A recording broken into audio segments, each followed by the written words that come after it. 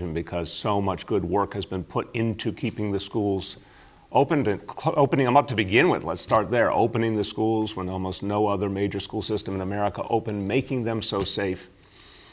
But we set a very clear standard, and we need to stick to that standard.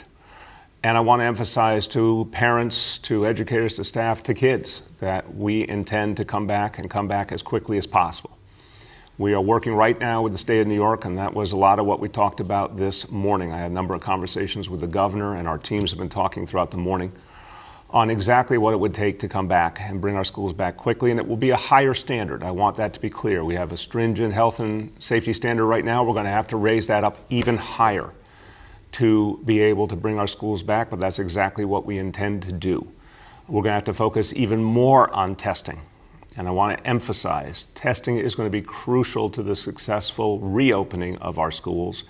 And everyone has got to get engaged even more in testing.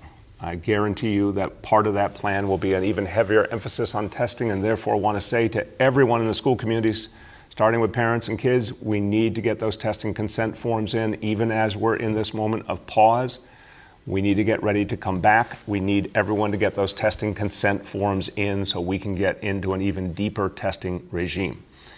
The state, the governor and I spoke several times. Obviously, he has laid out some of the additional measures the state likely will be taking quite soon in New York City, additional restrictions across the board that will affect a number of different industries, a number of different parts of life of this city, because we are dealing with a bigger problem all over New York City and state, all over the country, the region. We have to do more to fight back this second wave. So the state has made very clear additional restrictions are coming and coming soon. But what we're focused on now is making sure that we are working with all families to get them the remote learning they need in the interim, that we're putting more stringent measures in place so we can get schools back up and running soon, that we can protect New Yorkers across the board, working with the state to take the right steps to make sure that we address the kind of activities that might create particular danger and keep people safe.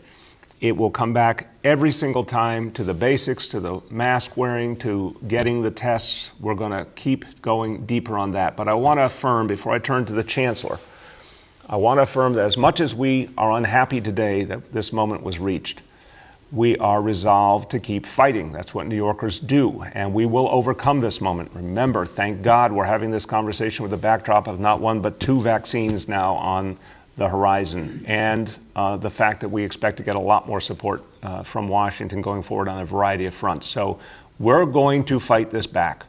This is a setback, but it's a setback we will overcome. And I know our chancellor and everyone at the DOE today is sad that this moment has come, but now are resolute about making sure we serve families and kids in the meantime, and then getting back up and running with our schools as quickly as possible. Let me now turn to our chancellor, Richard Carranza.